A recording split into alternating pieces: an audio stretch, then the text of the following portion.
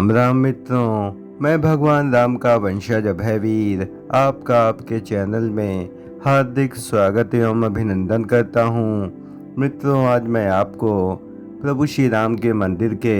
निर्माण कार्यों के 4 वर्ष पूर्ण होने के बाद अब तक कौन कौन से निर्माण कार्य पूर्ण हो चुके हैं, उसके संदर्भ में सबसे नवीनतम एवं एक्सक्लूसिव जानकारी आपके समक्ष प्रस्तुत करूँगा। प्रभु श्री रामलला की आज प्रातः की श्रृंगार आरती का यह सबसे नवीनतम परिदृश्य है और प्रभु श्री रामलला की जो मुखाकृति है वह नित्य नए आभूषणों एवं नए परिधानों से काफ़ी अधिक मोहक प्रतीत होती है एवं परिसर में मौजूद सैकड़ों राम भक्तों का हृदय प्रभु श्री रामलला की इस दिव्य मुखाकृति को देख करके सहज से उनके कष्ट दूर हो जाते हैं। प्रभु श्री रामलला के प्रति अगाध श्रद्धा एवं भक्ति से भरपूर इस दिव्य चैनल में प्रभु श्री राम की आत्मा का वास है और जहाँ आत्मीयता होती है, जहाँ आत्मा का वास होता है, वहाँ परमात्मा की अपार कृपा दृष्टि अवश्य प्राप्त होती है। अतः इस चैनल से पूरी आत्मीयता एवं श्रद्धा भक्ति भाव से जुड़े एवं सच्चे हृदय से जय श्री राम जरूर लिखें। आज का दिन यानी 5 अगस्त 2024 का दिन राम मंदिर निर्माण के इतिहास में महत्वपूर्ण दिनों में से एक है, क्योंकि आज के ही दिन लगभग 4 वर्ष पूर्व 5 अगस्त 2020 को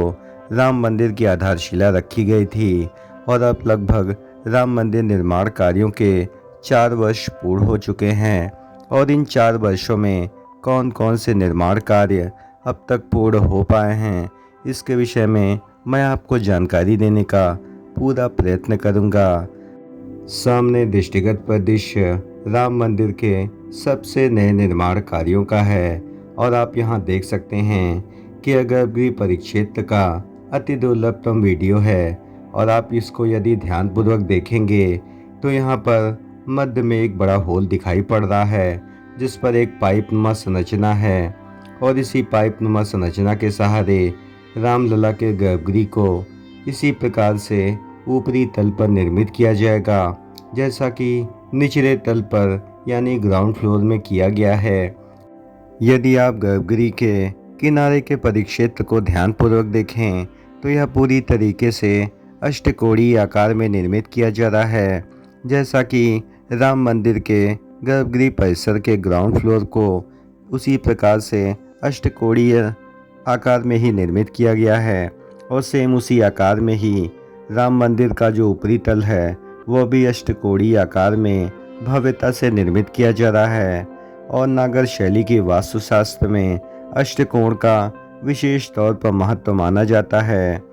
इसे हम ऑक्टागोनल शेप में भी कह सकते हैं और इसे अष्टकोणीय बनाए जाने का यही सबसे बड़ा उद्देश्य है कि हिंदू मंदिर निर्माण वास्तुशास्त्र में अष्टकोण को विशेष तौर पर महत्व प्रदान किया गया है। और नागर शैली में जो भी मंदिर बनते हैं उसमें गर्भगृह को विशेष तौर पर अष्टकोण में ही निर्मित किया जाता है और यह वास्तुशास्त्र की दृष्टि से अत्यंत शुभ होता है। सामने दृष्टिगत परिदृश्य में आप देख सकते हैं कि यह राम दरबार के निर्माण कार्यों का सबसे नवीनतम परिदृश्य है और राम दरबार के बाहरी द्वार का यह इतना सुंदर परिदृश्य काफ़ी अधिक मन मोह लेने वाला है और यह पूरी तरीके से संगमरमर के द्वारा इसके प्रथम द्वार का निर्माण कार्य किया गया है और इसे पूरी तरीके से बारीक नक्काशी से बहुत ही सुंदर ढंग से सजाया गया है। और इसी प्रकार का द्वार राम मंदिर के भूतल परिसर में भी आपको देखने को मिल जाएगा, जैसा कि ऊपरी तल में इतने सुंदर द्वार का निर्माण कार्य किया गया है और यहाँ पर जालियों पर बारीक तराशी एवं नक्काशी की गई है। और ये सभी निर्माण कार्य राजस्थान के भरतपुर के विशेष कारीगरों की टीम के द्वारा इसे संपन्न किया गया है। और आप यहाँ देख सकते हैं कि राम दरबार में मुख्य रूप से प्रभु श्री राम एवं उनके परिवार का संपूर्ण रूप से यहाँ पर मूर्तियाँ स्थापित की जाएंगी। और आप यहाँ देख सकते हैं कि गर्भगृह परिसर के चारों ओर पिलर ढालने की प्रक्रिया लगभग पूर्ण हो चुकी है और यहाँ पर भारी पैमाने पर शटरिंग की गई है और यहाँ पर स्टील एवं लोहे की संयुक्त रूप से शटरिंग करने के पश्चात यहाँ पर आधारभूत ढांचे यानी बेसिक स्ट्रक्चर के निर्माण कार्यों के बाद अब यहाँ पर पिलर लगाने की प्रक्रिया लगभग 80 से 85% तक पूर्ण हो चुकी है और इसके निर्माण कार्यों की जो सबसे बड़ी विशेषता है कि यहाँ पर शिखर को ऊंचाई प्रदान करने के उद्देश्य से यहाँ पर निर्माण कार्यों को काफ़ी तीव्र गति से किया जा रहा है और अभी शिखर के निर्माण की प्रक्रिया 2 से 3 वर्ष में ही पूर्ण होगी क्योंकि अभी राम मंदिर के केवल 2 शीर्ष ही बन पाए हैं। गर्भगृह परिसर में जो भी निर्माण कार्य अब तक हो चुके हैं उसमें आप यहाँ देख सकते हैं कि गर्भगृह के नीचे सीधे तौर पर रामलला की मूर्ति विराजमान है और यहाँ पर सूर्याभिषेक के लिए जो यह मध्य में पाइप लगी हुई है इसी पाइप के सहारे यहाँ पर सूर्याभिषेक को संपन्न किया गया था क्योंकि यहाँ पर अनेक लेंसों को संयोजित करके रामलला के ललाट पर सूर्याभिषेक यानी सूर्य की किरणों को बहुत ही सुंदर ढंग से समायोजित किया गया था जिसे पूरे विश्व जगत ने देखा था। अब हम गूढ़ी मंडप के निर्माण कार्यों की बात करें तो आप यहाँ सामने देख सकते हैं कि यह गूढ़ी मंडप के निर्माण कार्यों का सबसे नवीनतम परिदृश्य है और आप यहाँ देख सकते हैं कि पिलर निर्माण की प्रक्रिया पूर्ण होने के पश्चात यहाँ पर बीम के पत्थरों को तेजी से लगाया जा रहा है और गूढ़ी मंडप के नीचे सीधे तौर पर पर्दा स्थित है। अतः यहाँ पर शीश को बनाने के लिए काफ़ी अधिक चुनौतियाँ सामने आ रही हैं क्योंकि नीचे ही रामलला के दर्शन हो रहे हैं और ऊपर शीश का निर्माण कार्य हो रहा है। अतः ऐसी विकट परिस्थिति में निर्माण कार्यों को एक साथ करना काफ़ी अधिक कठिन कार्य है, लेकिन इसे बहुत ही सावधानी पूर्वक किया जा रहा है और जहाँ जहाँ निर्माण कार्य चल रहे हैं वहाँ पर हरे रंग की या नीले रंग की पट्टिका यानी इसको पूरी तरीके से कवर अप करके निर्माण कार्यों को किया जा रहा है और इसमें जो सबसे बड़ी बाधा है वह दर्शनकारियों से जुड़ी हुई है क्योंकि नीचे हजारों की संख्या में श्रद्धालु रामलला के दर्शन कर रहे हैं। 5 अगस्त 2020 से लेकर के 5 अगस्त 2024 तक यानी इन 4 वर्ष की अवधि में राम मंदिर के केवल 30% ही निर्माण कार्य अब तक पूर्ण हो पाए हैं और जिसमें सभी शिखरों के निर्माण कार्य भी अभी पूर्ण नहीं हो पाए हैं और जिसमें मुख्य रूप से गर्भगृह का शिखर निर्माण कार्य एवं गूढ़ी मंडप का शिखर और रंग मंडप का शिखर अभी भी शेष है, यानी राम मंदिर का अधिकांश हिस्सा अभी निर्माणाधीन है